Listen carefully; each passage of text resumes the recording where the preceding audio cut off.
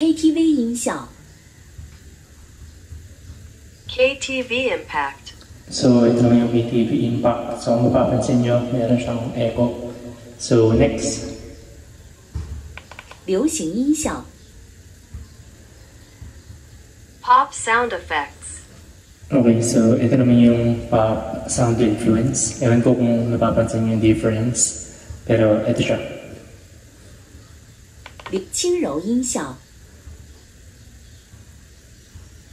Gentle sound effect. So, ito naman yung sa gentle sound effect. Ewan ko kung malaki yung difference. But still, ito yun. Gentle sound effect. Next one. 超级混响音效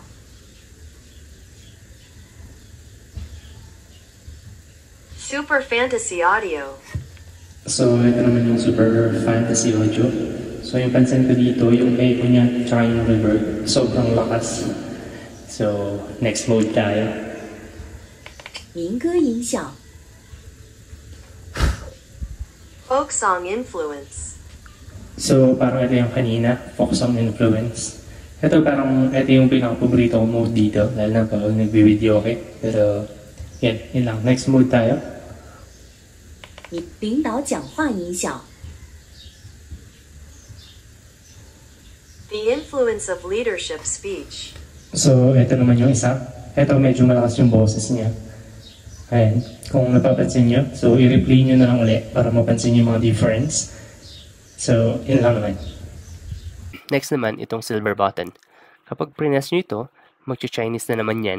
Pero meron lang tayong 2 modes to familiarize para dito.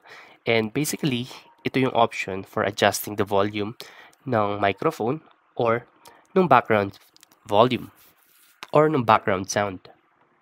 Yung maganda dito is pwede siyang mag-act ng speaker lang gaya ng sabi ko kanina and madali lang siya.